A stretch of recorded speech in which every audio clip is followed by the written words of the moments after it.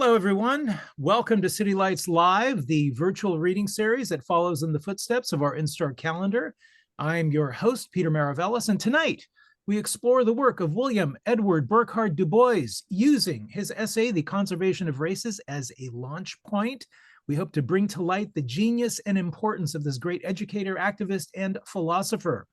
We welcome back to City Lights a scholar we hold in great esteem. We are honored to have with us once again Nahum Dimitri Chandler, celebrating the publication of his new book titled Annotations on the Early Thought of William Edward Burghardt Du Bois. It is published by our friends over at Duke University Press, and it begins with that conservation of races essay, as I said, as a kind of a launch point.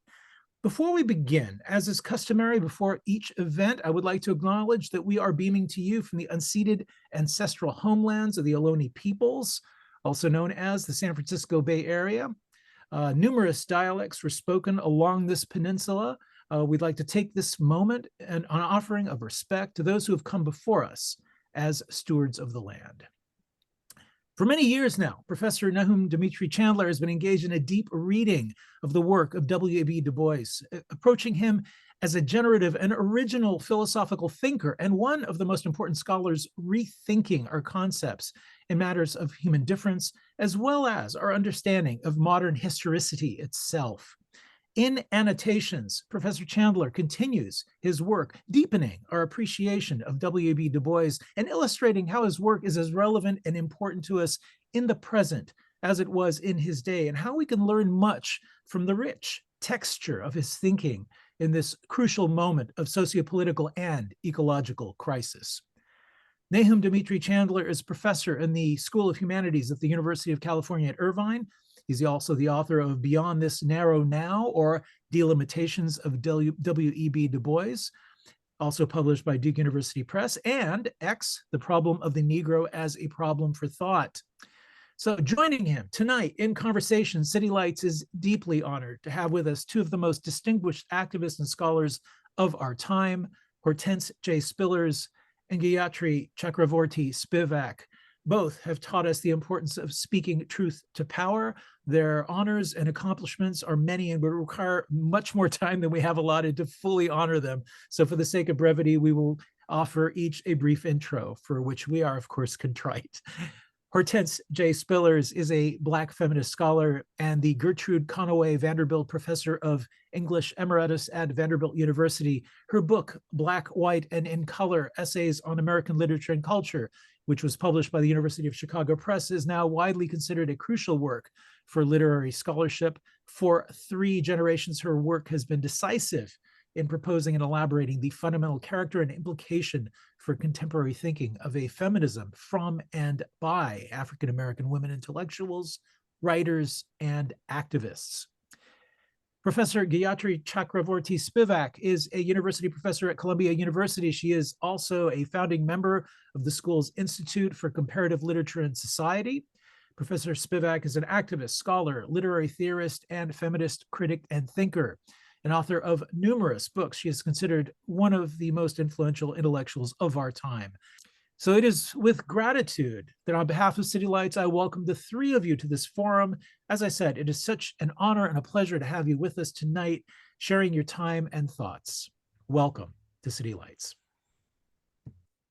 Thank you very much, Peter Marvellis, and City Lights Books, for granting us this platform to offer a conversation, to share a conversation. I'll offer a few initial remarks as opening for our conversation. And from there, we will allow dialogue both between Hortense and Gayatri with the group of us, and from you all to Hortense and Gayatri. And you can include me in there if you want. The real occasion for which I give thanks with the greatest gratitude is the opportunity to share a conversation with Hortense, with Gayatri and Hortense together. This is one of the honors of my life. So I call these remarks simply thank you. We have here with us one of the most important people for the work that I've attempted to do, and that's my editor, Ken Wissaker at Duke University Press. I'd like to acknowledge him. He's here. Please give a warm welcome to Ken. Editor at Duke Press has long believed in my efforts as expressed in this work, Annotations, which was published by Duke in 23. It is Ken Wissaker's affirmation that is the singular key to the publication of this text as a book. I'm honored to hold with him in common singular friendship. Thank you, Ken. 3 scholars, each of the intellectual generation just prior to mine, has been formative for me in both the conceptualization and elaboration of the principal theoretical gesture of this book. Lucius Turner Outlaw, whom I believe has joined us here. I can't tell from the screen, but I believe he's here. Of course, Hortense Spillers and Gayatri Spivak. Since Professor Spillers and Professor Spivak are here as principals in this conversation this evening, I note at the outset, separately, Professor Outlaw's distinctive political philosophical reference for me as I first began to attempt this work in the mid-1990s. For I'm honored that he's also here with us. By the time I first came to know the work of Professor Outlaw, he had cultivated for more than 2.5 decades an understanding of the philosophical questions at stake in the practice of Du Bois, a certain necessity in that practice, which is Du Bois's affirmation of persons at stake in matters of the Negro. An affirmation that was and remains global in its reach. Professor Outlaw, as I see him, stands there with Du Bois, at stake with Du Bois. For me, I receive this work as a gift from one generation to another in thought. The book we are discussing today would hardly be possible, most certainly not the freedom of its theoretical gestures, without the example of Professor Lucius Outlaw, recently retired from teaching at Vanderbilt University. I thank him. 3 fellow travelers, Robert Gooding Williams, Judith Butler, Louis Ricardo Gordon. Both Professor Gooding Williams and Professor Butler, 2 intellectual friends already of long duration, some 32 years ago, each welcomed me into a quietly stellar philosophical rapport, from which they were kind enough to join me for a March 22 public discussion here on the City Lights platform for the book Beyond This Narrow Net. Louis Ricardo Gordon, everyone should know. He's one of the most generous intellectual voices on the planet. I discovered in the course of things, if I'm correct, that he may have been a second critical reader for this book at Duke University Press, which I did not know. But finding it out, discovered it was a philosophical gift for him to read. His 2008 book, I signaled to you, under the heading of an introduction to an Africana philosophy, is exemplary of the theoretical voice that I have sought to develop in Annotations, which we are discussing today. Hortense Spillers Gayatri Spivak. This is most what I wish you to have from my remarks today. Let me say, W.E.B. Du Bois is the occasion, and for that I give thanks. Imagine the 1970s, and keep in mind, I wish you to have in mind, that these thoughts are marked by a recent conversation with David Theo Goldberg, and he sends his greetings to both Gayatri and Hortense. About the 1970s. There was an underground movement of a kind being set in motion by two women scholars, feminists each, except this incipienting movement was actually out in the open, above ground. It was simply that no one or very few could imagine, let alone recognize its form, or understand just how deeply, how robustly the root structure was already undergoing decisive formation. With analogic reference to the practice in musics, and I give musics plural, of the late Cecil Taylor, I speak of the dendritic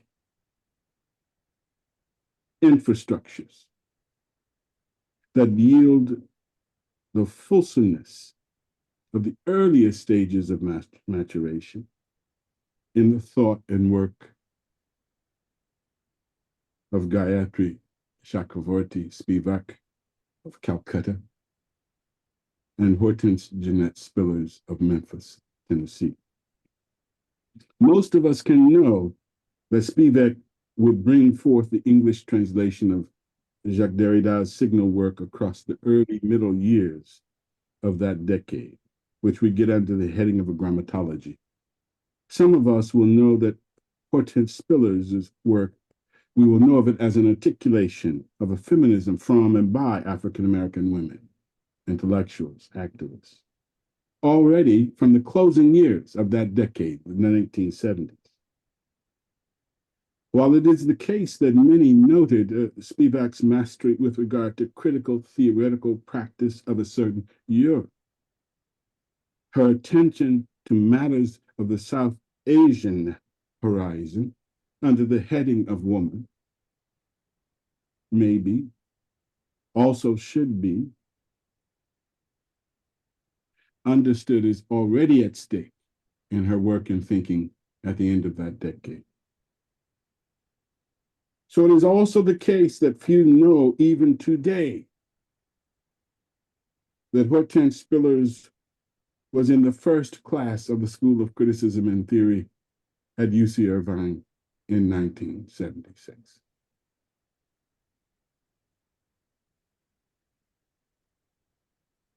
Yet, and I quote, the astute, profound intellect, unquote, as Toni Morrison wrote of Lucille Clifton. And I emphasize the scholarship enabled and interlaced therein. This would show forth a decade later in scintillating style, the first fruits of a certain ripening for each, for Spivak, for Spillers. The year was 1985. The signal essays for me were, respectively, for Spillers on the implication of matters of African American women and enslavement for any future feminism. And you can translate feminism to thinking and critical thought engine.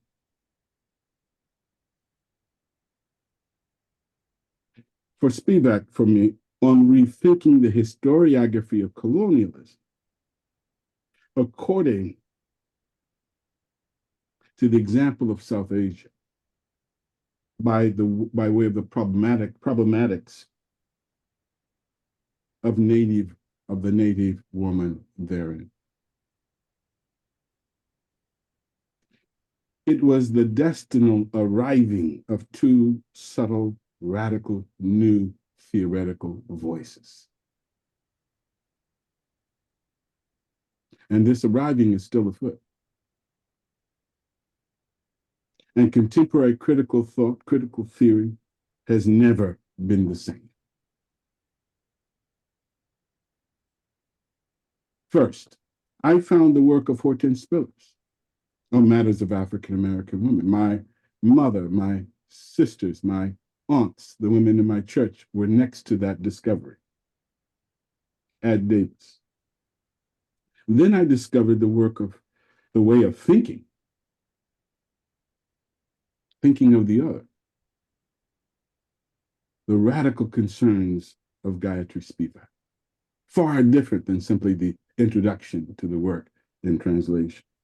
On matters of colonial India as at stake for woman or women therein.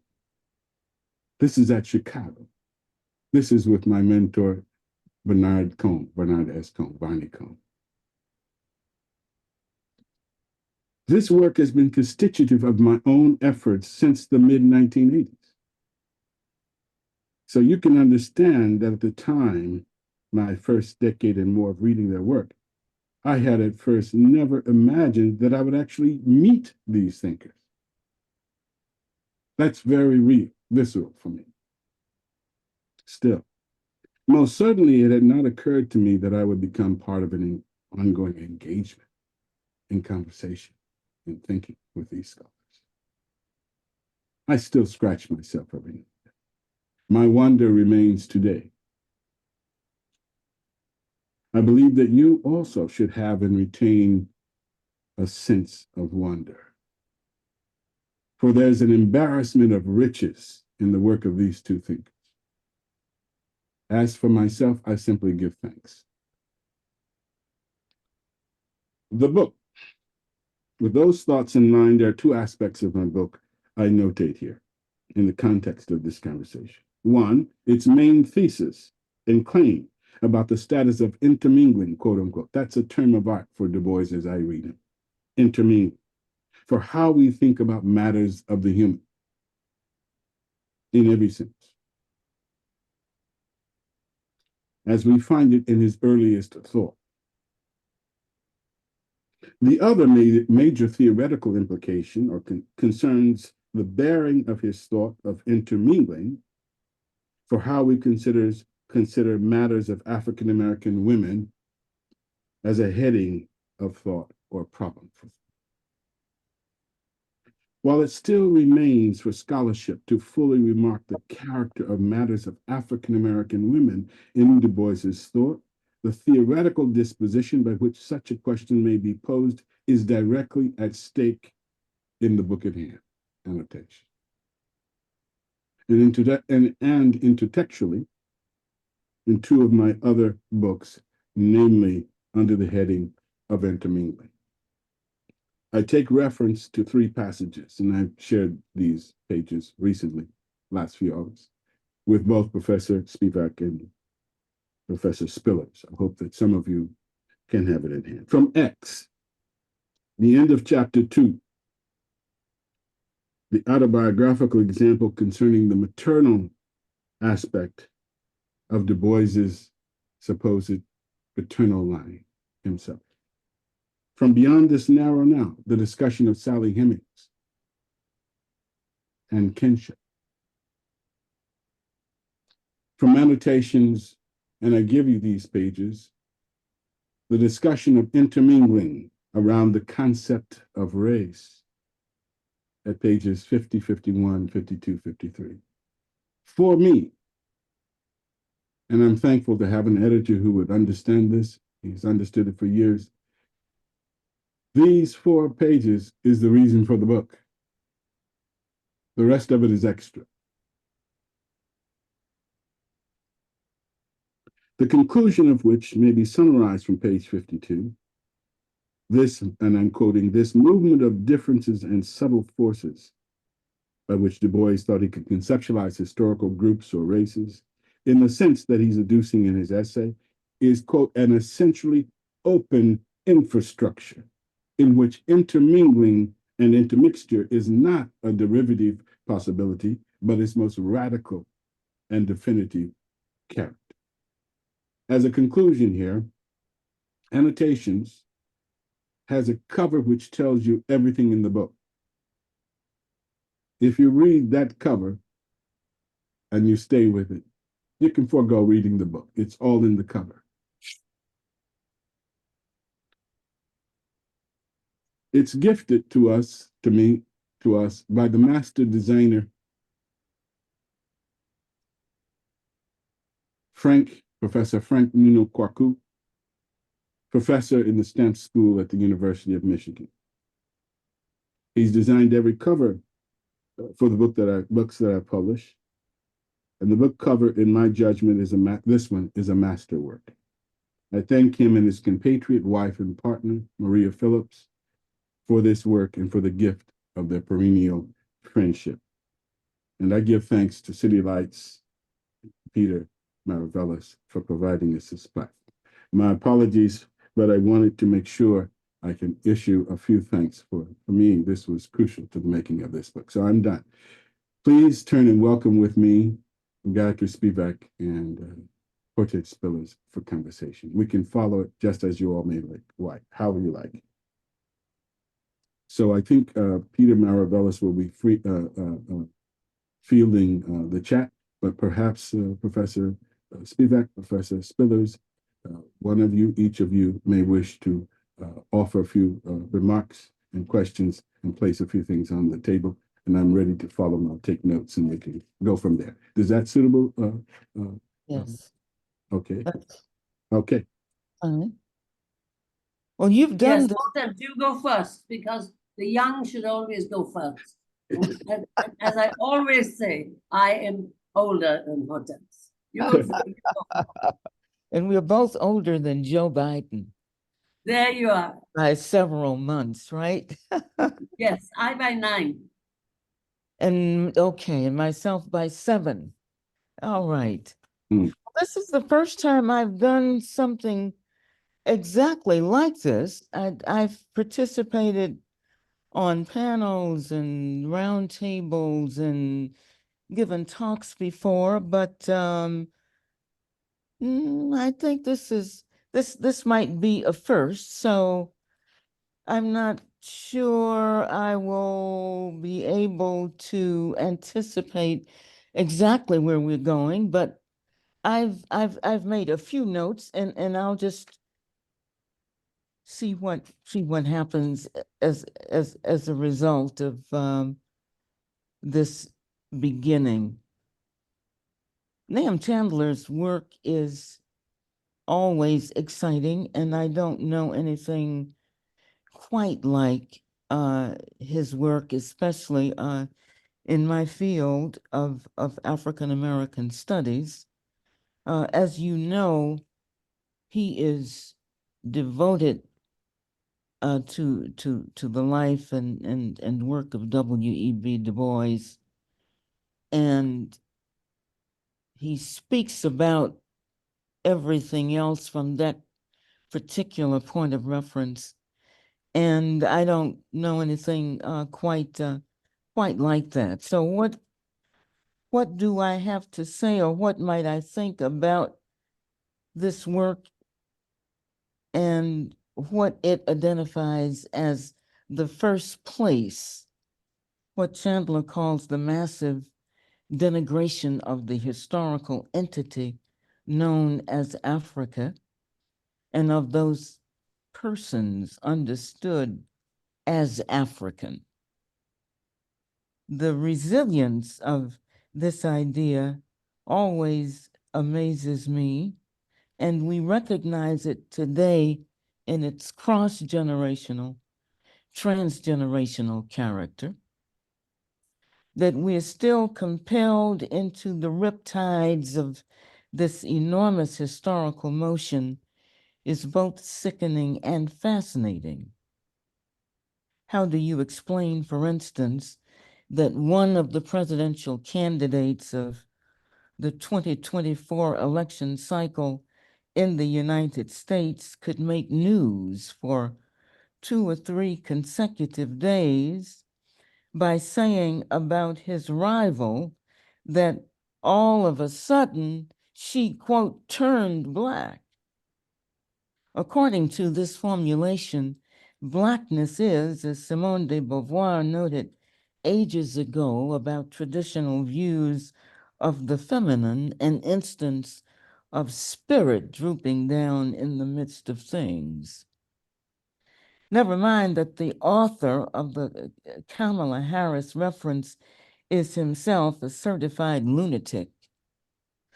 And perhaps all the more reason we might suppose to wonder at the recurring resonance of racial othering as a familiarly ongoing register, a thematic register of our contemporaneity. Du Bois and Chandler then might be understood as a paradigmatic instance of a confrontation that I regard with utmost attentiveness and respect. Annotations on the early thought of W.E.B. Du Bois takes its place as another iteration of what Ralph Ellison called the boomerang. I never officially looked this word up, but it occurred to me very recently to have a look at its lexical entries, and I was delighted to learn that a boomerang is an actual thing. It is a device that can be used as a weapon. In any case, the Du Bois-Chandler boomerang holds in its long sights this denigration, which, if we could date it, makes its appearance on the human and social horizon as early as the known world of the 15th century, and we're well underway in the 21st. In short, 7 centuries later, our eardrums pick up this thunderous echo. The American Negro Academy of 1897, which places it in the era of Plessy versus Ferguson, helps to clear the way for a subjectivity that we know as the diasporic African, or more precisely, the predicament of Blackness. The first, or one of the first, ratifications in a formal sense of Black personality as itself a thinker. It is a license to be other than an object or a target of reference, but to engender a content. This shift of status, never definitive but always provisional and itself contextual, goes forward as the certain business of global and local cultures everywhere on the planet, it seems to me, in its actual features as well as its features of displacement or intermingling and intermixing.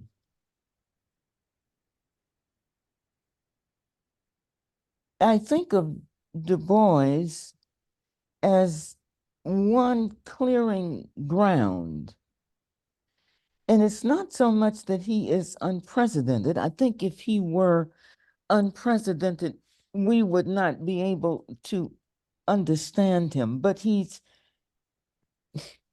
comes at a particular time where the clearing of ground and the clearing away of certain static or making a place is the chief business or the first order of business, because it is the gaining a place wherein the suspension of time, the daring to step away from the clock and consequences is possible. And at the time that Du Bois is writing, perhaps 8 to 10 million diasporic Africans in the United States, this stepping away from the clock and consequences hadn't quite been possible. And I think that's where the ground clearing comes from. In other words, to be delivered from the exigence of capture of whatever sort is the first heave. And we recognize all kinds of capture. I'm understanding that the Republican Party, for instance, in the United States, in the contemporary period, is in a posture of capture, so that Black personality is not the only one that has experienced capture, but Black personality might be the only one that understands it has had to come out of a capture. Okay, so if that's the first heave, Du Bois demonstrates what that looks like, a very short, only 3 decades away from the peace at Appomattox. There were traditions of writing before Du Bois and speaking before Du Bois and assembling before Du Bois and revolutionary activity before Du Bois. But this particular thing that I'm talking about, the suspension of time that takes place with writing, I mean, even the so-called slave narrative, which I think is miscalled, could really not be created until one could stand in this very subjective space of suspending the clock or being able to turn one's back on it for a moment.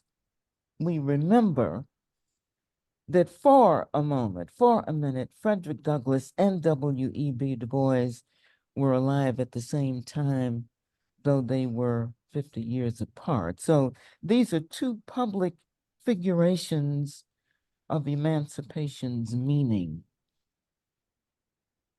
I think we see in the work and the commitment of Nahum Chandler in its commitment to reading and writing, which is one of the strongest and most intense commitments that I think I've ever witnessed. We see in that exactly what is at stake, and it's hard for me to definitively say what I mean, but I think we see in the example of Nahum Chandler's life and his work what is at stake in thinking and writing in spaces of emancipation. And so I think that's what we're going to talk about today, right? And this lovely thing that we try to avoid if we can, right? I mean, that's been my experience as someone who tries to write. It's a scary thing that Chandler has taken on and challenges us as a result. So if he's giving thanks, I am too, for him and his work and his commitment.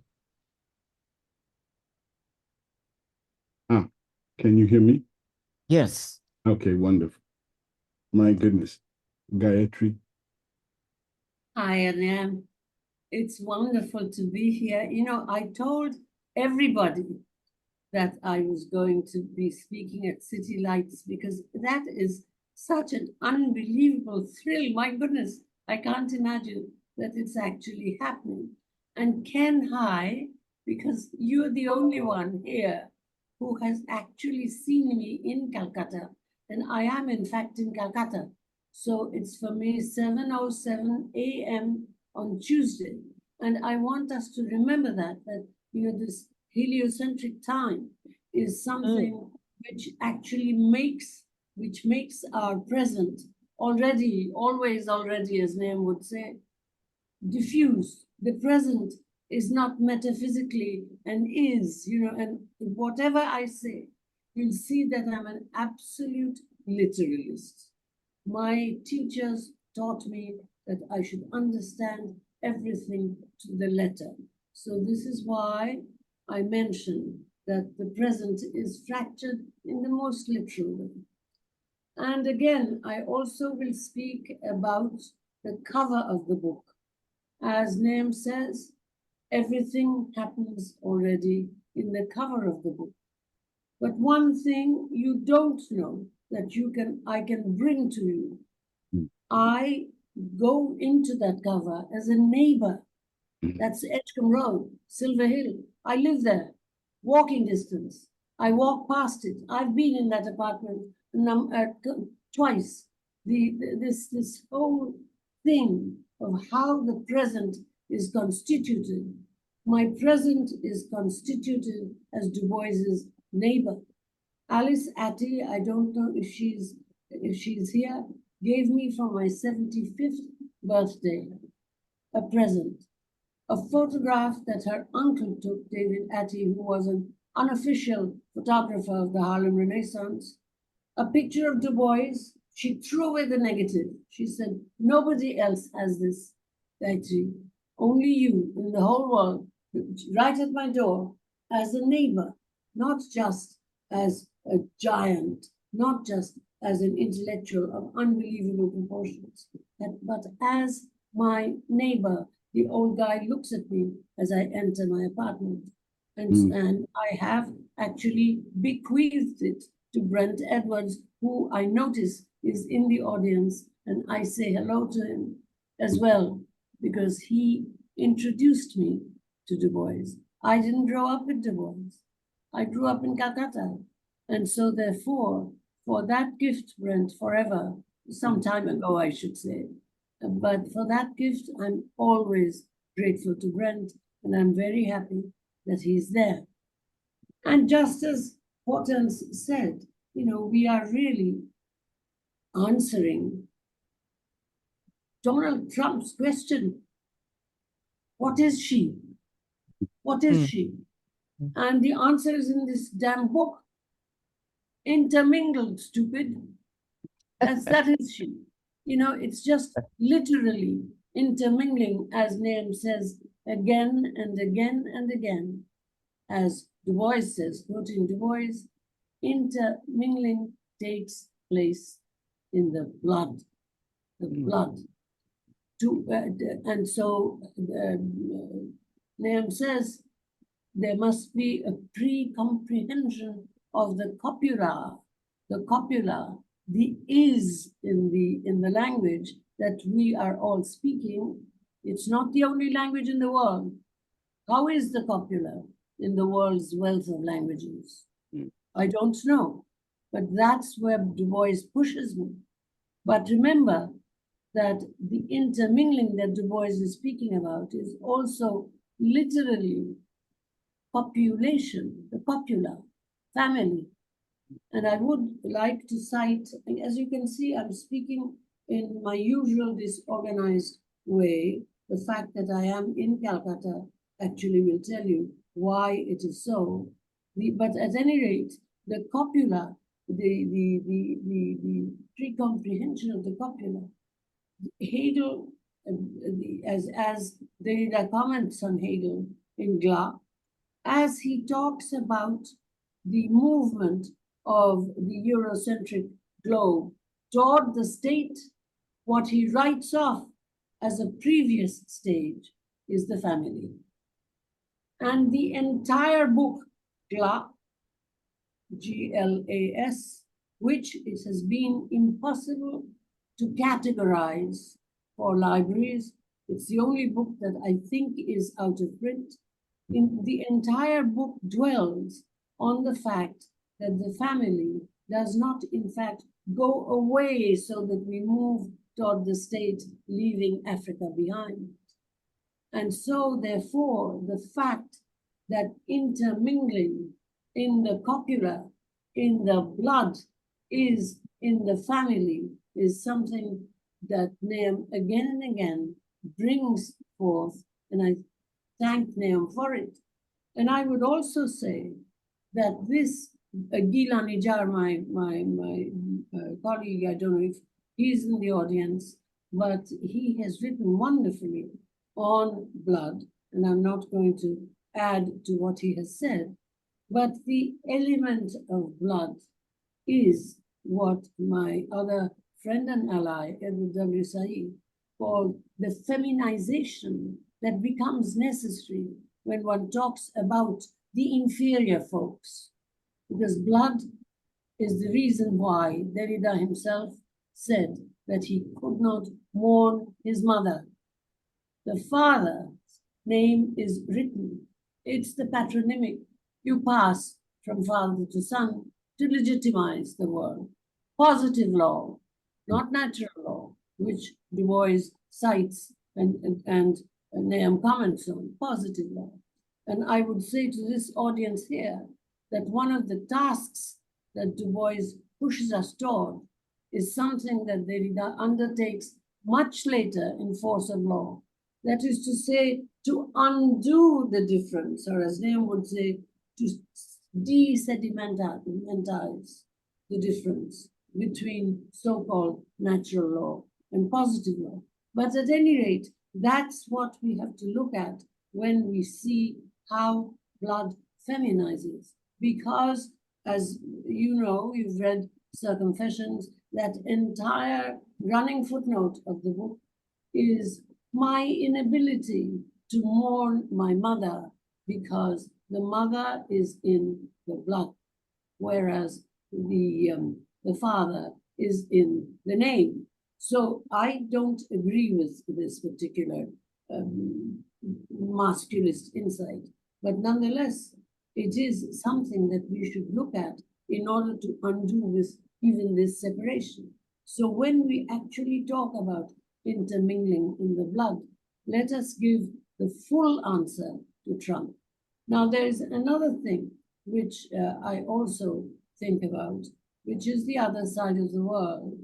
Nahum, I should say that many of us are always reminding folks that the phrase South Asia belongs to the US-UK diaspora. No one calls so-called South Asia at home. But what I would like to remind you of is that this breakup has also happened. We are rejoicing also because there's hope for the future now in Bangladesh. This we should remind ourselves of this. The hope that we see in the world today is also something that just happened, where the young people actually took down the government. It is not a coup. They want the government to be the state, to be redone, and Du Bois belongs there as well. I'm talking to you about Bangladesh. When I talk about Bangladesh, talking Bangladesh, I talk about Du Bois. And just recently, some of you know, I got publicly humiliated and kicked in the face because I happened to mention and insist on mentioning Du Bois in New Delhi, the capital of the country of my citizenship. So that we must remember that we talk about all these things together because they are indeed intermingled.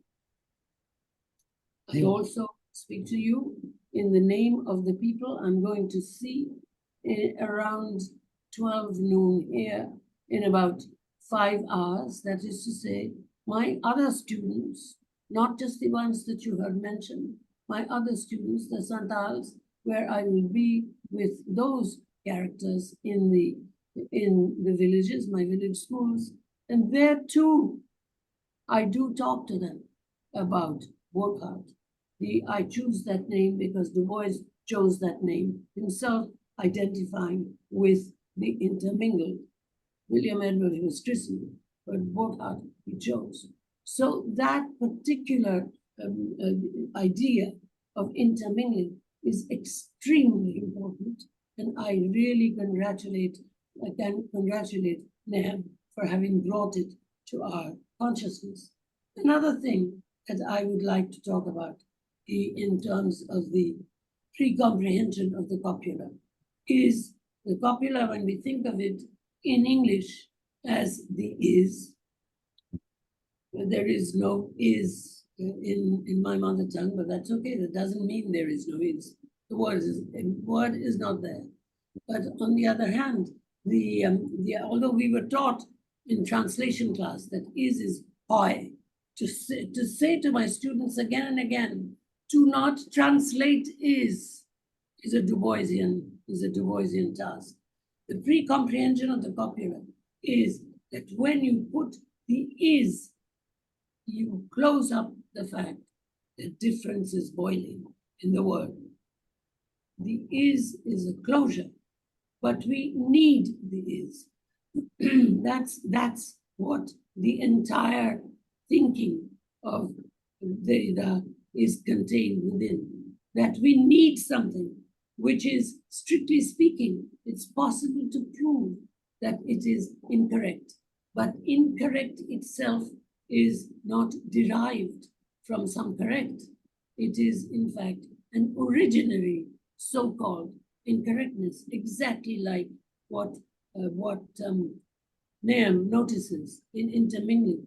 It's originary, it's not derived. So that particular thing also should make us look at, I'm just mentioning some of the points that I find so interesting, make us look at, and I quote Nahum, the paradox, the paradoxical thought. I'm sorry, COVID took away my voice box, so my voice is going to be like this as I speak. So the idea, the paradox, the paradoxical thought of sameness, Nahum writes, yes, what is the paradoxical thought of sameness? It is, as he will agree, and it's a word that should enter his work, it's the heterotautology, right, Nahum? Heterotautology.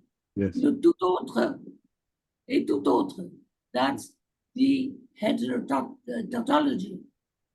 Derrida once told me not to talk about the tout autre while I was driving to the airport, because by mistake, instead of going to Atlanta, I went almost halfway to Birmingham because we were talking about the tout autre. And Derrida was scared to death. He wrote me a postcard saying, never speak about the tout autre, but I'm not at an airport. My airport stuff is on, I'm at the place where I have lived since I was 6 months. So therefore, it's okay, I'm stable, I'm stabilized. So le tout autre as a noun is not the same as le tout autre as a predicate in the as subject and a predicate in that sentence. Le tout autre est tout autre. The absolutely other is absolutely other. The two absolutely others are not the same. That is a heterotautology. And to an extent, Nahum, I would say, although you do see this because you come to that sentence, the paradoxical thought of sameness, when on page 51, I think, you think that force and difference are synonymous. I, as a person who learned English as a foreign language, went to a Bengali medium school, I love English. I would say, no, they are in apposition. And an apposition is heterotautological with the idea of the synonym. They ain't force and difference are not synonymous, and they are appositional. And that is where this work of Du Bois's is so extraordinary. And that is where, in spite of saying they're synonymous, you have to correct that one yourself by coming to the correct argument, right on page 44, on page 51, the paradoxical thought of sameness. It's not about synonymy. Synonymy is a paradox. It's a heterotautology, and thereby hangs originary difference, intermingling, blood, the feminine. So therefore, I have worked a great deal with menstruation. We really have to think about the fact that blood that is substitute for the presence of the human, substitute for the presence of the human.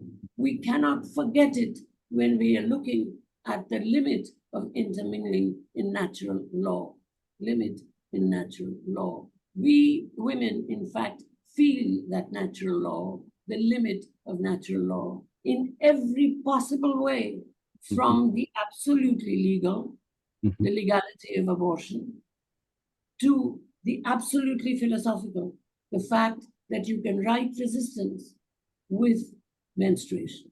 This is the story of my aunt, of my great aunt that I have said to everyone, and many, many people have read it, the subaltern speaking, writing resistance with the blood of menstruation.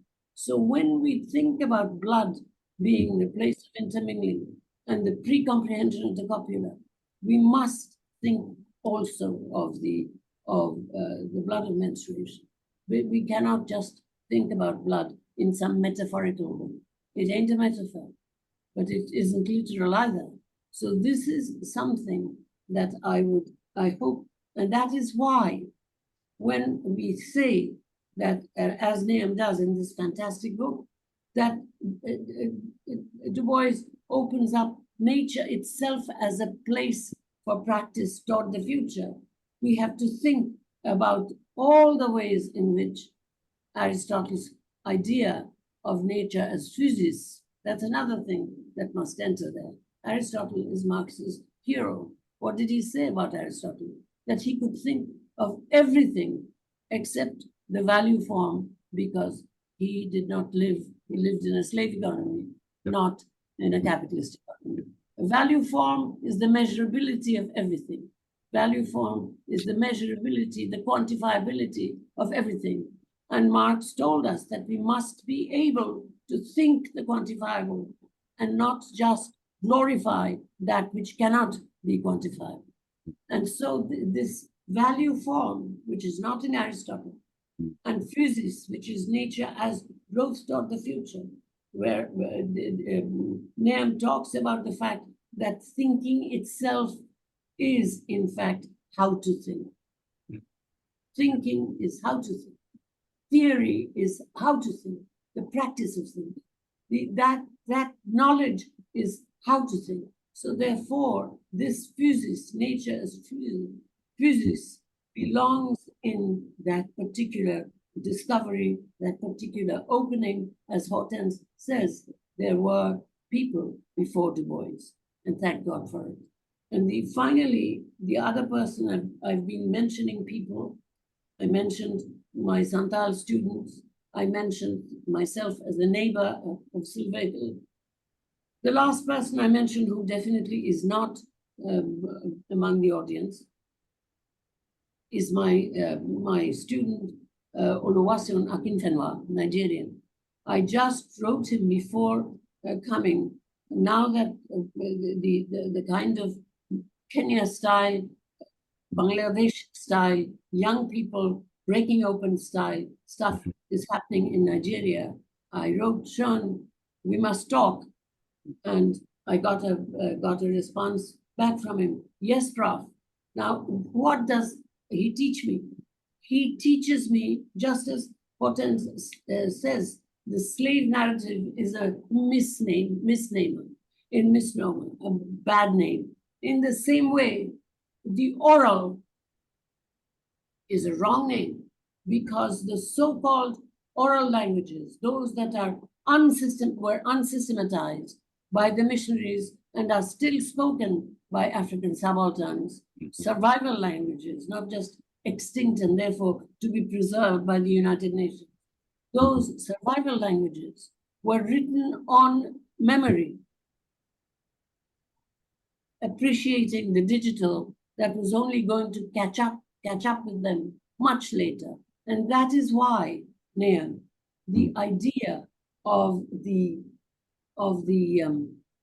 appositional force and difference. You remember that earlier say, force et signification, that they are not the same, because force is not meaningful, meaning hyphen full.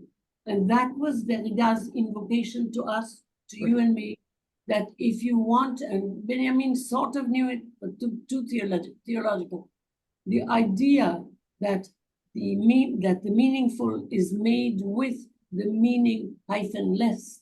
The lesson of informatics, informatics, Derrida said in his early book that we are not able to think that way. We are actually bringing back informatics into our kind of ordinary way of thinking. This is the way with what is called oral languages, because they are in fact before the systematizing tools of alphabet, vocabulary, and name of a language. Forget it, forget it. They are before the imperial languages like Xhosa or Yoruba.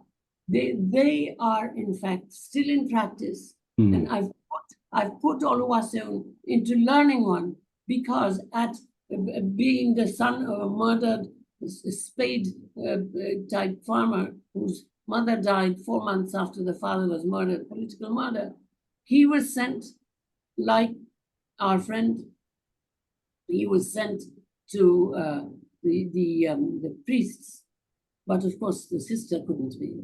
So the sister, whom he finally found after 7 years, still speaks the so-called oral language, which I call namic. Of course, she's, with the wrong word, she's illiterate, right? But a powerful woman. And I said to Oluwaseun, who doesn't know that language, speaks English, speaks high Yoruba, but not that. I said, start learning. And you must not use writing as you're learning, because the best linguists in the world want to know how those namic languages, M-N-E-M-I-C, namic languages, how they are taught. And they totally, for them, for them, in them, the idea of an originary intermingling is absolutely at work. I'm too old to learn. But on the other hand, there is Sean standing, who is, every time he says, Prof, you're still learning? You haven't written anything down? No, Prof. You know, and why does he call me Prof? Because they call the men Prof, and they call the female professors Ma. And I said, look, I'm no one's mother. And also, when you call your male professors Pa, then you can call me Ma. You call the male professors Prof, I am Prof as well. So therefore, says, yes, Prof, yes, Prof. So, Sean, you're not there. I don't think you are. But I mention you as well. I thank you as well, because what he does open me toward is, you know, he comes not from one of those great colonial universities like Legon or Ibadan.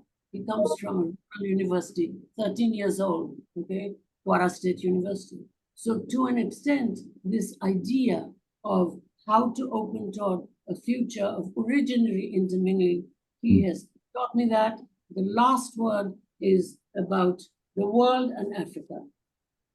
As you know very, very well, Nahum, and you mentioned the world and Africa, at the same time as he is thinking the thoughts that you are giving us, from the conservation of races to Black reconstruction, which you mentioned, there is a progression.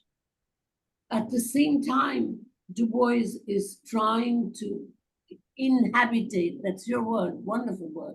I hope you will explain it a little bit. I kind of know what you are talking about. Not everybody will know. But as Du Bois is trying to inhabitate the dictatorship of Africa, and here he understands the word dictatorship, as Hal Draper points out to us, in the 18th century sense of everything being dictated by the needs of a group, not dictatorship in the way in which post-Lenin we understand the word. But before that, and you know Marxist friend Wedemeyer actually coined the word, the phrase dictatorship of the proletariat. He said the South Carolina in Black Reconstruction, Du Bois says that South Carolina actually, there was evidence of the dictatorship of the proletariat. And therefore the entire wonderful Black Flame trilogy is actually based in South Carolina. But what does he mean by that? He does explain this to Stolberg. He means that while South Carolina had those extraordinary Black senators and congresspeople, etc., the people that Mansart of the Black Flame trilogy is actually looking at. There is such a picture. I mean, Mansart is, of course, imagined, but nonetheless, they're all together. As he's looking at them, South Carolina is making every law in terms of the needs of the worker and the enslaved, formerly enslaved. That is a dictatorship. That's why he was using the word. Everything was dictated by, and today in the development lobby, there are women who, in fact, say again and again, all of the so-called sustainable things should not just sustain the market, dictated by the market, dictated by green capital. They should be dictated by the people who are being developed. And what do they speak mostly? Unsystematized languages, and not just in Africa. In Latin America, also in India, as Amitav Ghosh has wonderfully pointed out. So to an extent, this idea of the Du Bois trying somehow to be able to acknowledge the dictatorship of Africa. He's writing books from that point of view. The three big ones. The first one is the Negro. The second one is the Black folks then and now, and the third one is the world in Africa. Now, and that progression also can be fit into the future of Nahum's book, because you will remember in the Negro, which was published short, and then Black folks then and now is kind of a longer version of the Negro, 1915. In the Negro, once he arrives at enslavement, Du Bois goes into African America. Right. Not in the Black folks then and now, because he's trying to earn the right to inhabitate dictatorship of Africa. And you will notice in Black folks then and now, there is a difference. And I keep the pleasure open to you. It's more like the state by state in Black Reconstruction. And then in the world and Africa, what he does do is, and I know, Nahum, you will write about this someday, what he does is when he starts talking about the body, about which you talk a lot, Nahum, how the body has to be understood. When he talks about the so-called African body, he places it in what my friend Dipesh Chakravorty would call geological history, geohistory. In the world and Africa, the African body is placed in geohistory, the Mesozoic. And I have written on it already, because Mesozoic is when Africa experienced the rift, but that is in the world in Africa. So I urge you, as a neighbor of Silver Hill, I urge you to think about this trajectory, about the future in terms of trying to earn the right to inhabitate, and explain that, Nahum, earn the right to inhabitate the dictatorship of Africa, not in just the 54 states or 53, as we know it today, as North Africa is trying to become white and Mediterranean. You know, I am working on Memi, the Tunisian, and Tunis, of course, is that. Tunis, Morocco, these are the places that Du Bois does touch, as he's talking also about Sudan. So why don't I end? You see, one can never really end, can one? That's why I wanted Hortense to speak first, because I want to hear her good words. Why don't I end not with Oluwaseun Akinfenwa, but with Lady Lugard, a woman, a bad woman, an enemy woman, a white woman, a British woman, our friend, to whom Du Bois owes a great deal. He will look at all the footnotes to Lugard. Flora Shaw, she married Lord Lugard. She made up the name Nigeria, and she never went to school at all, British upper class, but smart enough that she became the foreign contributor for the Times of London.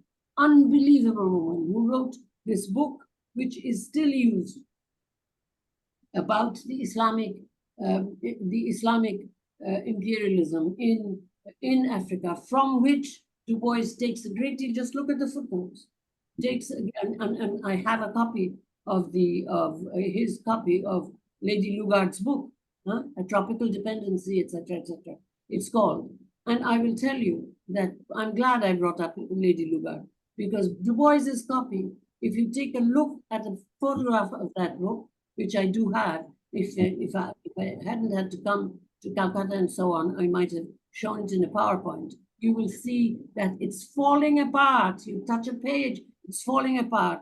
So maybe my last word is not just about Flora Shaw, Lady Lugard, but an appeal to everyone to save Du Bois's last collection for the Encyclopedia Africana, which is falling apart with mouse shit, no air conditioning, and pages fragile and dry.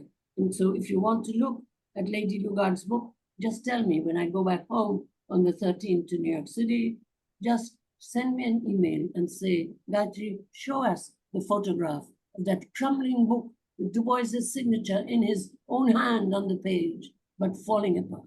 So I end then, I began with myself as neighbor, and I end with Flora Shaw, Lady Lugard, white British woman who believed in the civilizing mission of imperialism, as do indeed we, as we do this development nonsense. And as you place, Nahum, quite correctly, you place Du Bois among the great 18th century European Enlightenment intellectuals. You give the list 2 or 3 times in your book, and correctly so.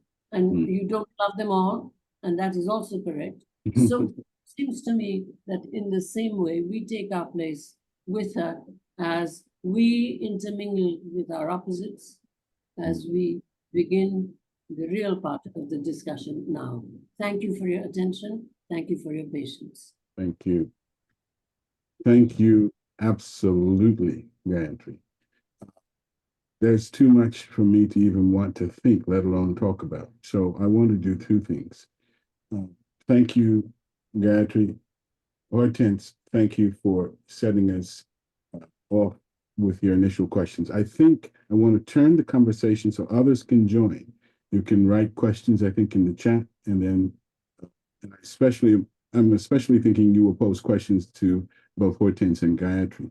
But let me see if I can situate one question here to connect both Gayatri's formulation and Hortense's question at the very beginning. Hortense, please, if I may ask you, if you can assist me in formulating this thought of the boomerang and the clearing space. If I understood you, it's an intellectual practice or a responsibility for an intellectual practice that happens there. Can give for us in this conversation further sense of what you think is at stake in Du Bois's practice of clearing yourself. You've named Douglas and others that would proceed, but I'm interested in how to think the example of the practice of Du Bois in trying to produce a space, the force of, if I understood you correctly, the sense of the boomerang from Ellison, how you would think that going forward for us, for the work that's afoot, for the challenges that are at stake now. In the same regard, this is to connect your thought to what I understood from an early important moment in what Gayatri was saying. If I hear, well, I'm almost going to wait because I'd like to connect that to the sense of the way we can produce an opening, a critical opening, incessantly going forward. That's the direction I want to go in. But I'll let, if Hortense, you're up for engaging this question with your formulations, I'd like to begin there and then proceed. Yeah. You know, I think the future that you addressed, that's inherent in your question, and what do we do now in light of what we understand about the work of Du Bois? I think that's sort of what you were asking about, Nahum. And yeah, I mean, I think you are probably the example of what those steps must be. And by that, I mean a commitment to reading, a commitment to thinking. And that might sound obvious, but it's not obvious at all, given what I think I understand about where we are. And what I mean by that is that the bureaucratization of Black studies, or what Fred calls Black study, has been successful, Mm. right? There may be people who would argue with that, but it seems to me that the picture, generally speaking, about Black studies as a successful curricular object has been established, right? And, you know, people writing their books and their essays and gaining tenure and having chair people and committees and making appointments and that kind of thing, that's going forward.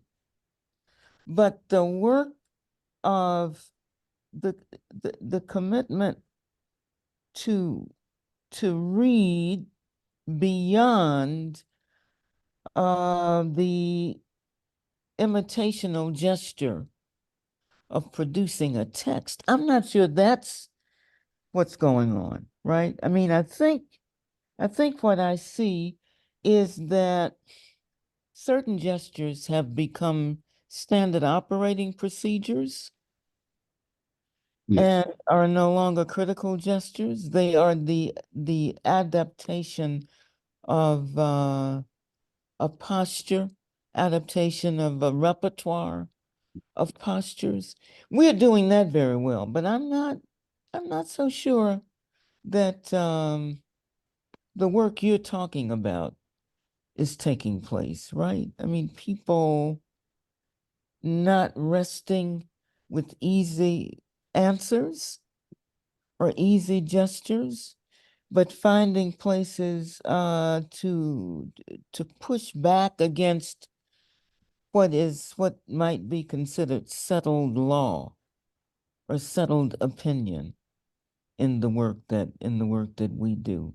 In other words, I think I'm seeing positions harden around certain gestures, and I don't want to press on that too much because I don't want to have to call names, right? But I think I do observe a kind of closure Mm. that's taking place and a kind of certainty that's taking place that makes me a little uncomfortable with where I think we should be, because what I'm thinking is that the kind of work that we are trying to do is always work that's on the edge, that's not promised, Mm. that's usually threatened because it is not self-satisfied with the gestures that it's making. I mean, it's always looking for ways to re-question Mhm. or to rethink problematic, and that's what I think I would like to see more of, right? But I'm looking at closure and certainty in places where I think it shouldn't be. And that's going to sound like the work of blame, and I don't mean it in that way, but that's that's what worries me about the status Mhm. of Black studies, that I'm not sure that it has the boomerang effect that it was meant to have, or that it might have had some time ago.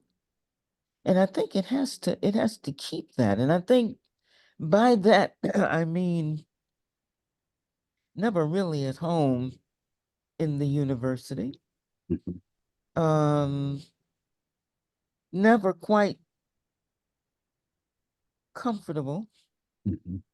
with the success status or Mhm. success label, but always looking for ways to trouble it, right?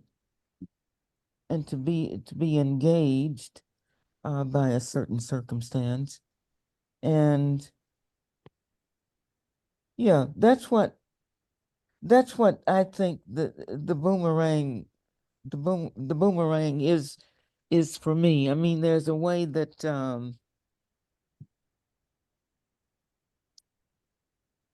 I guess you can posture toward a certain engagement without maybe actually doing the thing. So Yeah. if I can, this is wonderful.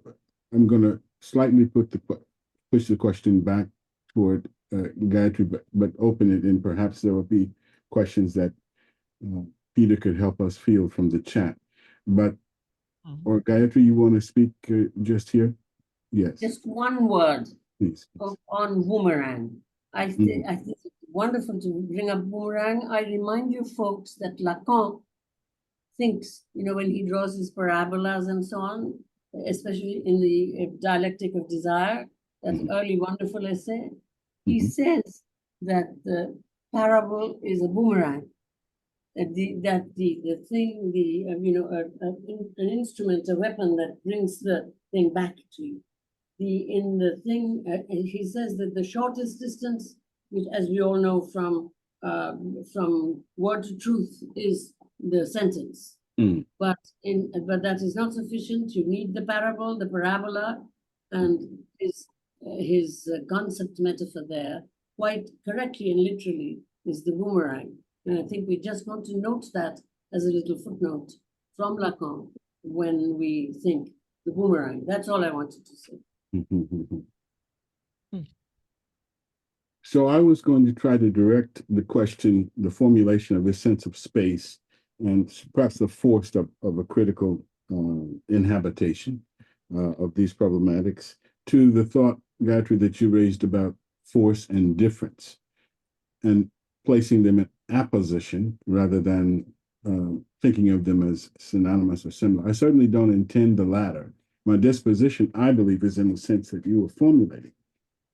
As I was hearing across several different references of your remarks, I sense this kind of rub, this disjunction, this thing that doesn't quite reduce into some way that we can inhabit it in thought or control it by thought, as part of what you were placing. And when you refer to the pre-comprehension of the copula, and you don't think it as the is, but you pay attention to, I'm speaking very quickly, the problematic that is posed by the pre-comprehension of the copula, seems to me that is also referring to this sense of,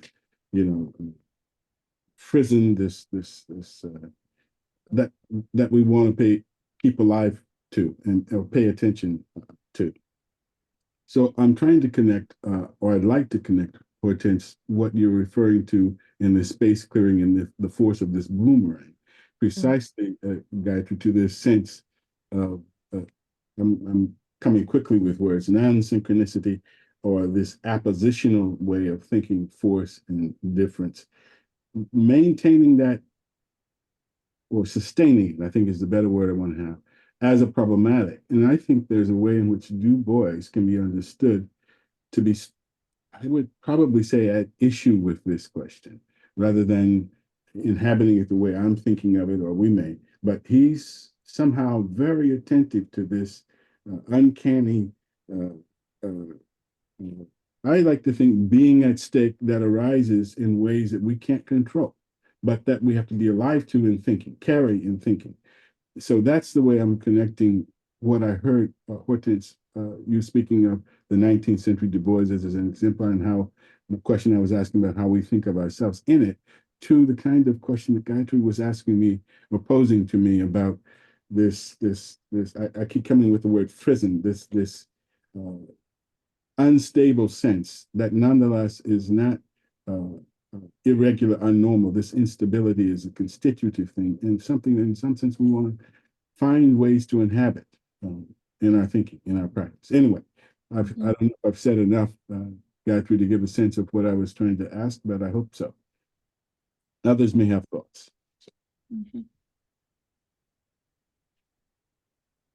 So did that make any connection, Gayatri, to what? Oh, so you're asking me, I thought we were going to go to questions. Yes, it makes a lot of sense. That's the way that I was going. The apposition being just putting one after the other with commas, rather than the synonymy of or You know, that's what I was going towards. But in the idea of what do we do, I want to add something which I know Hortense also is, at least I hope she's also thinking, that, you know, reading and writing, that it is necessary for us to read and write. And I would say that one of the things in your book is the idea that reading and writing, which involves thinking, and thinking is a kind of doing. So that's what knowledge becomes. Knowledge is how to know. So that is a doing. And I would say this too, that of course, in my book, reading is an extremely big word. Reading is not just opening a book and reading, which is itself also extremely important. I spend too much time with people who have not any books handy, because the villages where I have my schools, there are no books at all, no newspapers, no books, nothing. The government gives textbooks and takes them back. So we don't have anything that belongs to us as books. They don't read books.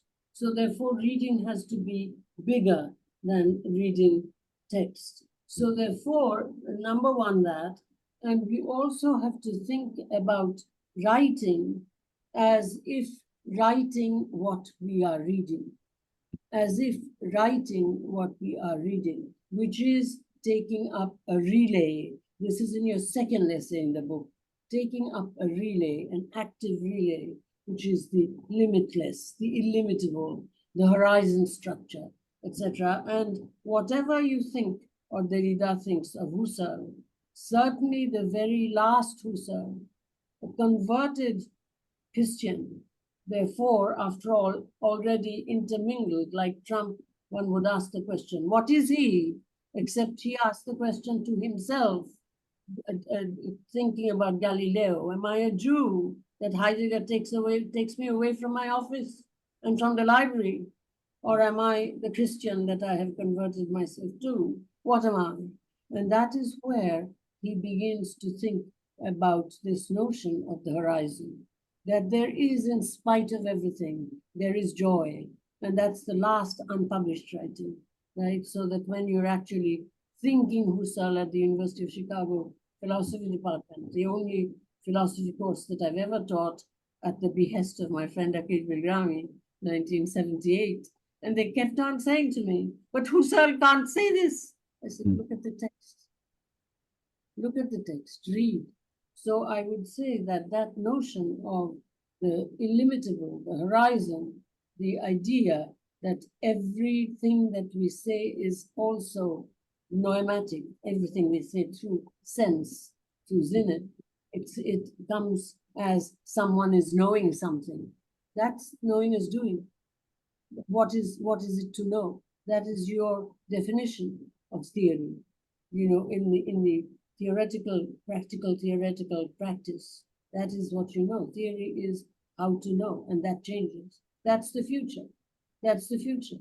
The practice of learning rather than the production of knowledge. The production of knowledge has killed us, whereas is killing us, destroying our mother, the earth. And I don't mind saying mother, even though feminists will say, oh, well, she's being too biological. I'm ready to stand and fight for that one. But the thing is, so that's what I would say. That's where I would take your apposition, or take your synonymy and apposition. Nahum, could we go back to a point that is not quite clear to me? What were you saying about force? You and Gayatri were talking about force and difference. Talk about that a little bit. Well, I can speak of the page 51, 50, 52, 53 in the book. Yes, okay, yes. all right. But there was a passage that Gayatri was thinking of. I think we can follow that if she Okay.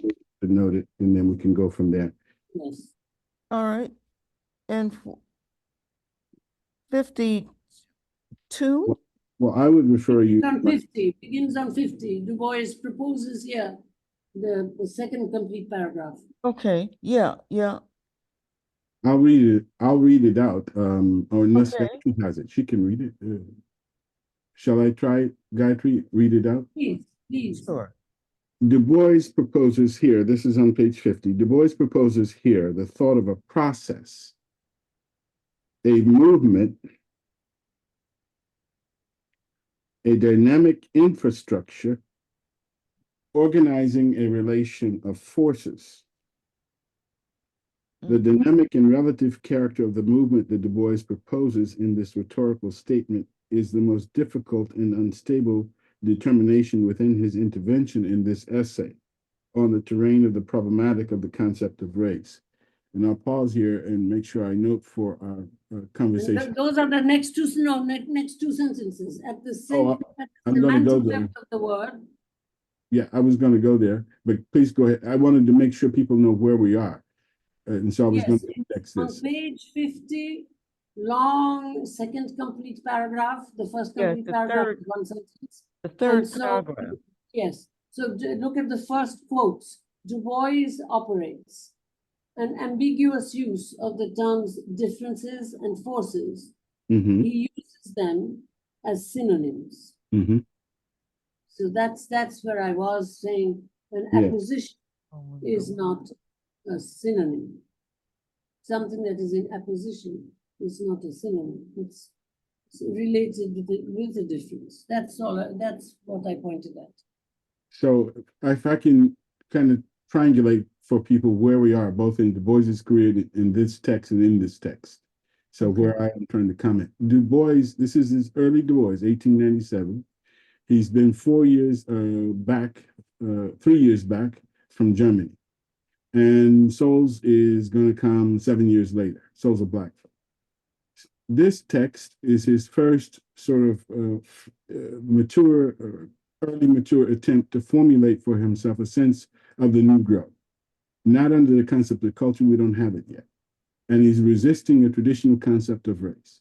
So I'm trying to talk about the language, address the language by which he attempts to name what he wants as an object of thought to talk about what a group is. And I'm speaking of the words forces, force or forces, and difference. And I'll say it's in the 5th paragraph of the essay Conservation of Races. Mm-hmm. And this is where he's initially giving the formulation of a concept of race. Most people historically, the last 30 years, for example, have read race straight through this and assumed him as nominalized. And I'm trying to pull that up and put these words, recognize their instability. So if I hear correctly, Professor Spivak, she's indicating that I shouldn't think of them as synonyms, and I don't intend to myself, but I'm trying to say he can be read that way. And so I'm trying to put the thought of them as synonyms. I'm trying to make it live and leave it open. In 2 pages, I'll try to think them more theoretically on terms that I can adduce in our discourse of our time. But that's what's at stake. So, Gayatri, Professor Spivak, can I read again what you just read out so people can see where we are? Yes, absolutely. Okay. So to show that there is the future in them, which is different. Go ahead. Yeah. So Du Bois operates in an ambiguous use of the terms differences and forces. He uses them as synonyms, I'm suggesting. And then I try to say as a word, differences can be understood to declare nominal referent, differences, plural with an S. If so, then the thought of this word would presume what it needs to explain, that there are differences, whence differences as objectivity emerge, unfold, and function. But the theoretical deployment of these 2 terms can be understood as a form of synomia.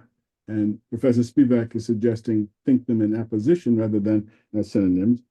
I'm trying to think the same thought. I use the term synonymia, in which each gesture of thought must in turn be taken up as a stage within a discourse. So I'm trying to say Du Bois shouldn't be just reduced to having decided the question in a reductive and closed manner. If that makes sense, okay? An open-ended and always relative sense of whole. If that is so, then the term differences can be read as a figure in the operation of Du Bois's theoretical discourse. and I would say for you all in this conversation, this isn't yours truly trying to read Du Bois or reading Du Bois as a theoretical thinker, as a practitioner of what we think of today as theoretical work. Whereas people customarily, oh, he's a political activist. Yes, he is all of that. He's an organist. Yes, he's all of that. He's an editor. He's a writer. Yes, he is all of that. But I'm trying to suggest here, you can see the depth of the thinking that he gives us in such a lithe, easy formulation, which amounts to a philosophical problematic. And then I continue and I try to figure it out. If that is so, then the term differences can be read as the figure in the operation of Du Bois's theoretical discourse. We might then be led to propose that Du Bois's formulation yields a thought. This is what matters to me with Professor Spivak's intervention here when she speaks of, well, I'll come back to, I like the word originary intermingling. We might then be led to propose that Du Bois's formulation yields a thought of the irreducible asymmetrical reciprocity of difference. They're not reducible as two sides of an equation. I will say that again, irreducible asymmetrical reciprocity of differences, parenthesis S, difference, parenthesis S. In this sense, there will always already have been the force of differences or differences of force. And I'll kind of pause there. So Professor Spivak, am I on point to the question you were raising? And Professor Spillers, has it clarified to some extent the place of the conversation that I'm trying to put it? Yes. Yes, and again, that, as I said in my first intervention, I can see that you go toward the paradox of sameness, etc. So not a problem. But the reader, I think, has to be, we have to be more user-friendly for the reader here, because this thing that you just read, I'm sorry to keep at it, but you're so focused on grammar and rhetoric that I think at least your text deserves this kind of attention. Where you say that we might, in this sense, there will always already have been the force of differences or differences of force, that chiasmus. I must stand up for my teacher, Demand, because when I discuss Demand's reading of Kant and Schiller in the introduction to my aesthetic education, that's where I come to the force of a chiasmus, which balances, which is Schiller, difference of forces, forces of difference, and the breakup of Kant, where nothing is solved. The transcendental is a way of solving what the tribute essay on Derrida, which you no doubt have read, that passage in the first critique, which Kant doesn't revise. I mean, in the first critique, in the first manuscript, all of the passages that he will revise are marked out, and he revises them in the second edition, which we generally read, except one passage, which is about this thing, trace really, which is, however, describing the transcendental. And it seems to me that we must be careful with the reader, because the reader isn't thinking this way. And as you are trying to guard the reader, I can see that you're actually not taken in by the synonymia. Yeah. But if we go through the word within is that Du Bois thinks in synonyms, and then we go to a chiasmus as a kind of solution, then all of the paleonymy, the old way of doing this, is the hole into which the reader might fall. So that's why I was saying that, it has to become more user-friendly. Maybe I'm just nitpicking, but I think one of the reasons why you like me is because I pick nits rather than only make very broad generalizations saying we will fight and we will win. You know what I mean? So that's all. I like very much this intervention. If I would put it in my own thought as, let's say, Hortense, an activist writer, when I'm trying to prepare this text, I'm trying to move us away from a discourse that won't even allow us to pose these kinds of questions, either to or from Du Bois's work. So at a certain moment, Professor Spivak, the challenge of the work is to find a discourse that I thought could raise it up and place it available to be at stake for readers, right? And then I kind of have to. I'm not a poet, or I love poetry. My point is, I have to find a way, a discourse that over time, I hope the reader will stay long enough that they'll see that I'm trying to put this stuff in motion. But I couldn't solve it all at the moment. I couldn't rest where I couldn't just claim where I want to be or where I think Du Bois is. So I was trying to move the reader stage by stage, step by step, to a place where it would be at stake for them, right? And then I give this little formulation of about 4 paragraphs where I try to say what I think is the impact of it. And what I generally find in terms of this book is no one goes to those 4 paragraphs.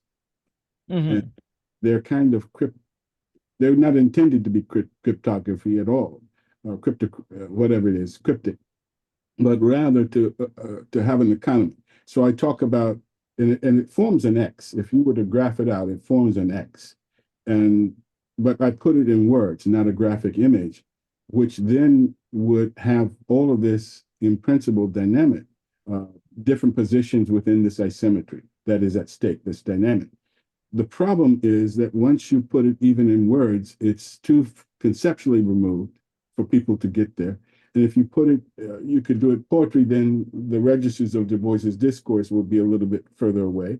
And if you put it graphically, people will simply reduce it to the graphic, to their interpretation of the graphic, rather than working out the thought itself. So, Professor Spillers, precisely at this moment, there is for me a question equivalent to an activism, right? When somebody stands up and says, repeat after me, we want freedom, we want freedom, everybody can get in unison with that. Everyone is active with that. But if different people start saying different things of what freedom means and speaking all at the same time, we won't get a very coherent, sustained engagement with the question of whatever freedom means at stake for us right here, right now, in front of us. So when I'm writing this text, I have to find a way, or I'm trying to find a way to put it at stake so that any sustained reader will somehow grapple with it with me, at stake. That the formulation I've given will be supple enough, but opaque enough. I don't intend opacity, but there's something to give that they can discover and unpack. And it's not for me, right? I'm doing what I can, but the problem is given by Du Bois, right? To me, to us. And so I'm hoping the reader will inhabit that challenge. And so Professor Spivak is spot on with me wrestling with that right through these pages. But I have to say, Ken, you're right on spot to tune back in to let me see, because I was just about to say, I'm lucky, Professor Spillers, that I have an editor who will just let that happen. Let me try to struggle with that, right?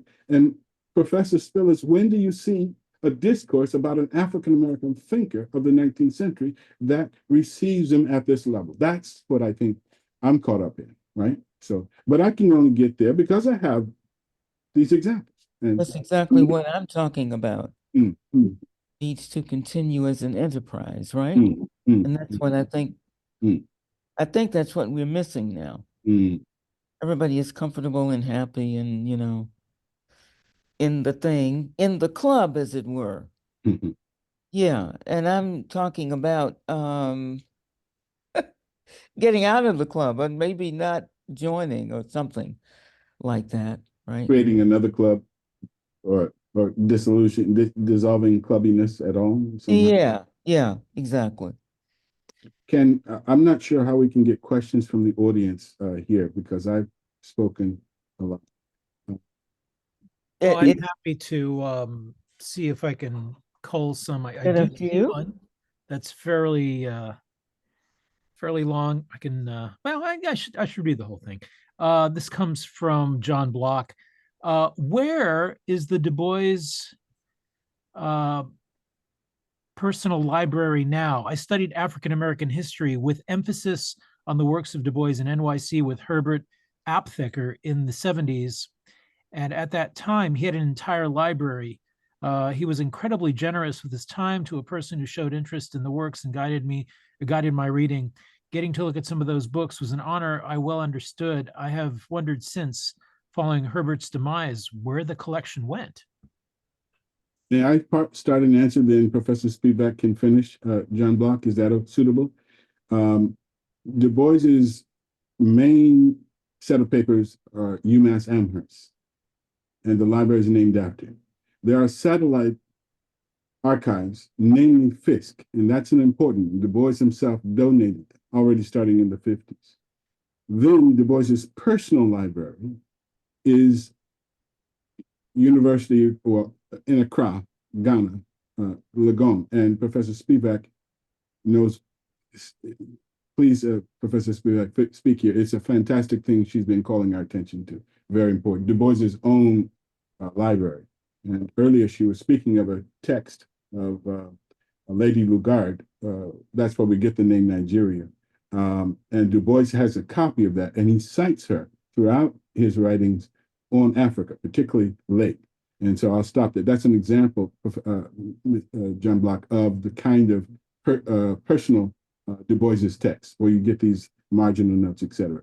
Professor Spivak, can you take it a bit from there, or would you like to reference it from there? This collection business. Yes.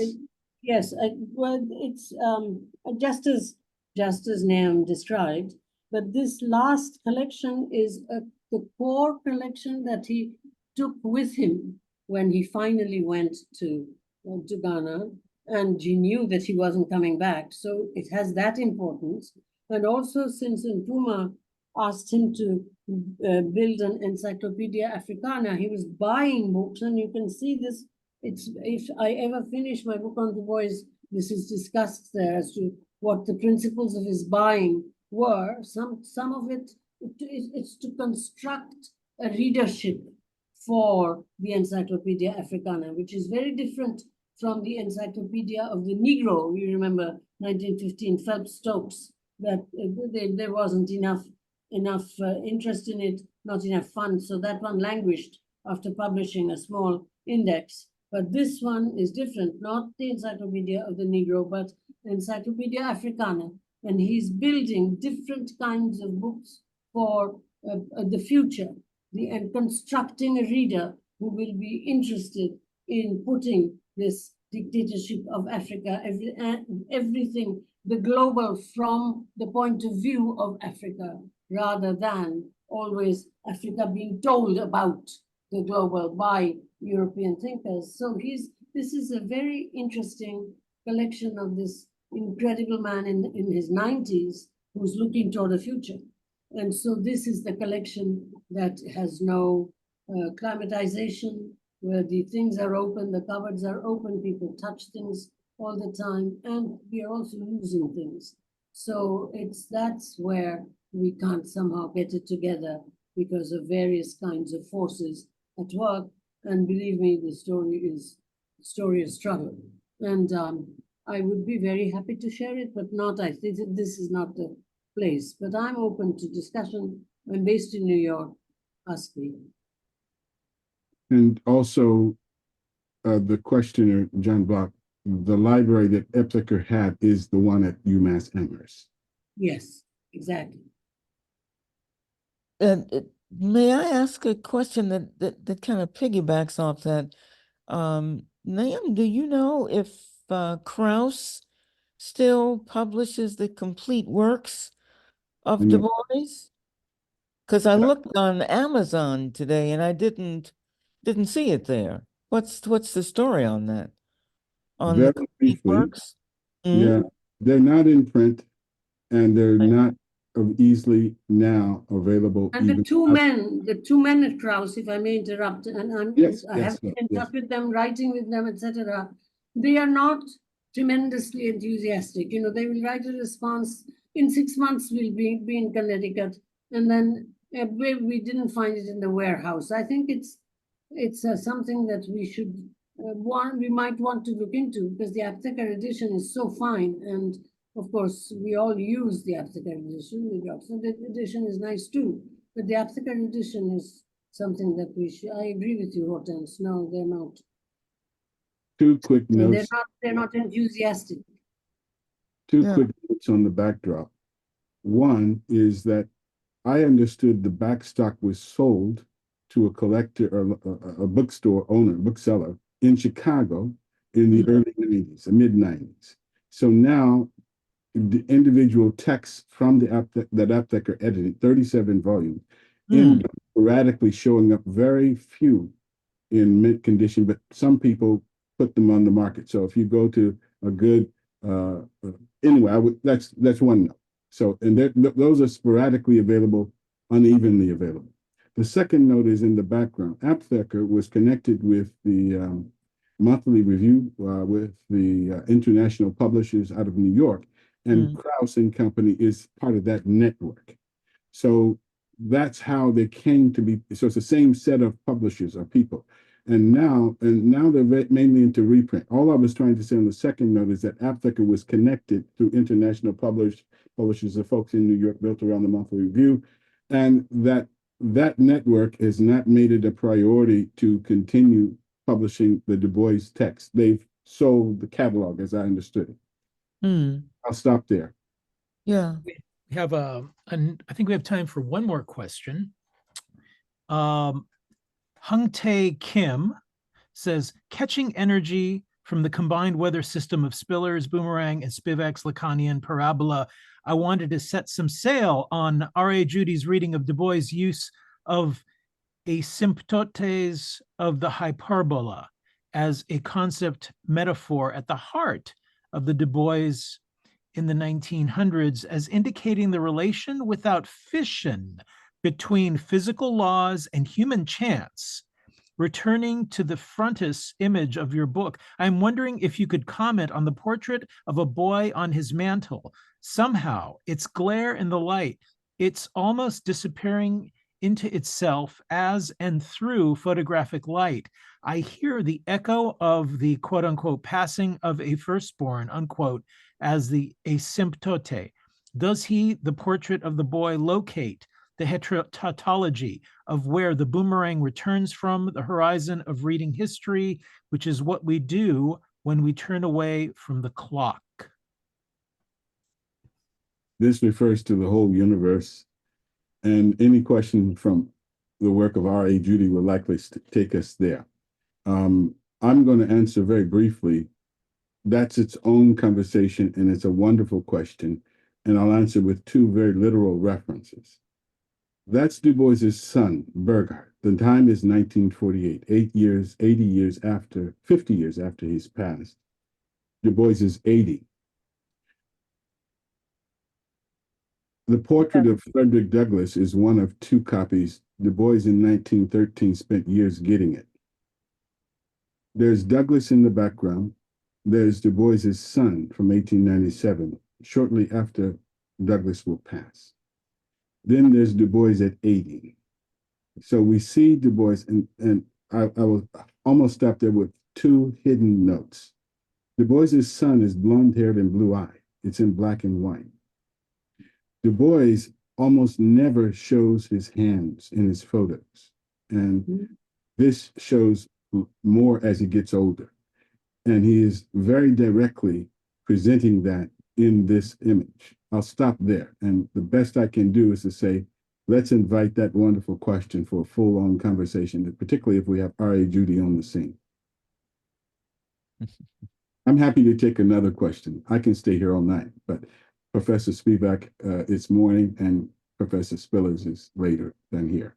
So it's your entire choice, Peter, however we go. If we can take one more, I'd love it. We can hear another, or I have to catch a train. It is now 8:22. The car for the train station is coming at 10:45, and I have to finish packing, but otherwise I'm okay. Okay. So let's see, where do we have?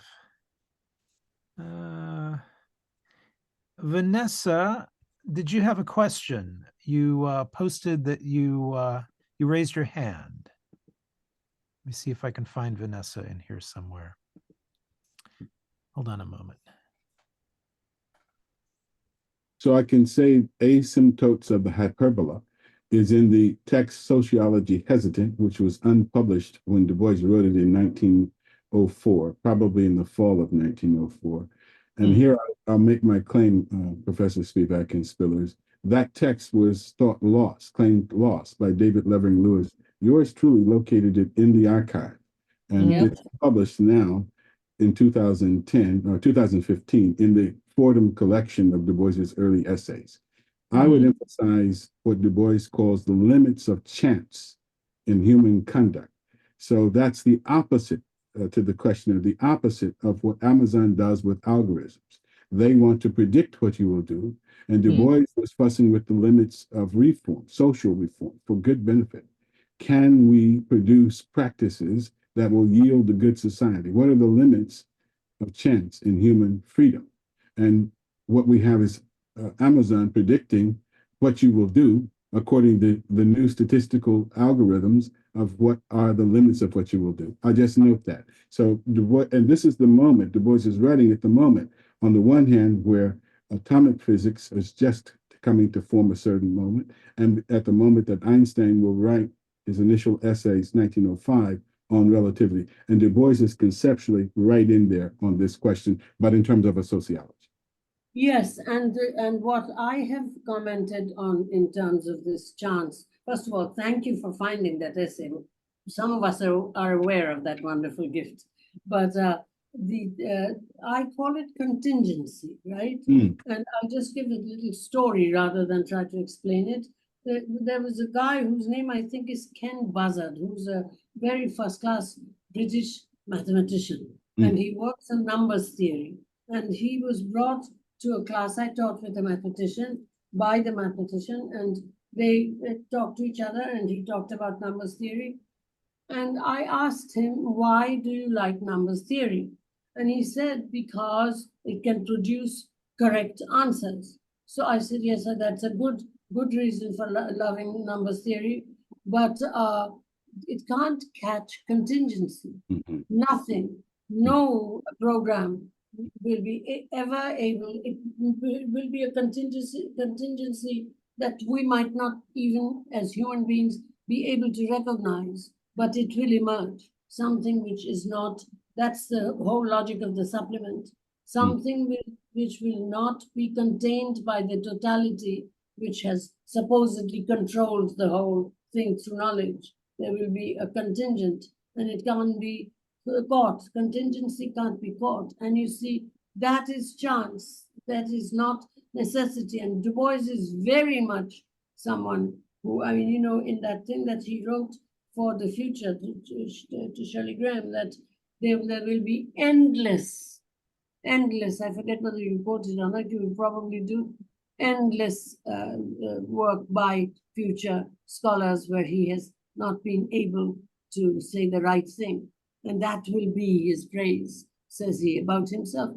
It seems to me, and there, if I might just say that that thing also comes from Aristotle. You know, that you will go on, and I was just talking to a STEMS physicist from Cambridge, and she said, no, this is not in Aristotle. And I'm saying, I'm not talking about the regular Aristotles. I'm talking about that conversation with some dramatists who were trying to win a prize, poetics, class notes. And see, when he says that you must, all you can do is to go on doing mimesis.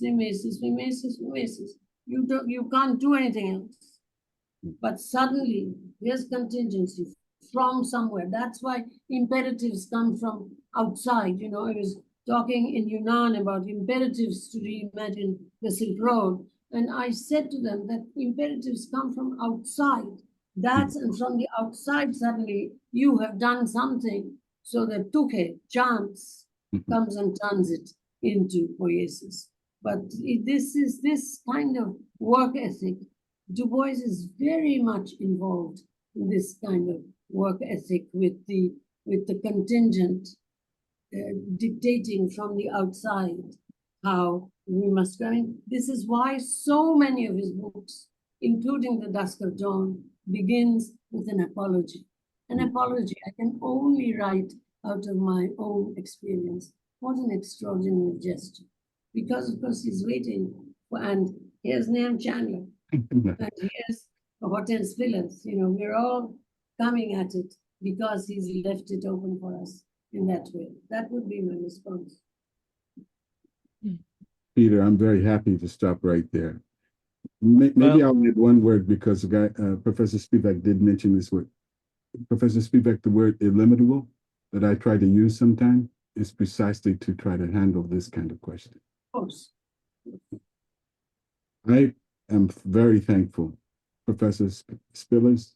Yeah, Tense, if I may. Thank you. thank you. Professor Spivak. I like to say Professor Gayatri Chakravorty Spivak. I like to put Chakravorty. Gayatri, thank you. Thank you. Thank you. And thank you, City Lights. It's made my day. It's been wonderful. Thank you, Thank you so much. everybody. Well, So I'm going to give, if you all may, in less than 1 minute, a poem. And this is from Lucille Clifton. And Gayatri is from 1974.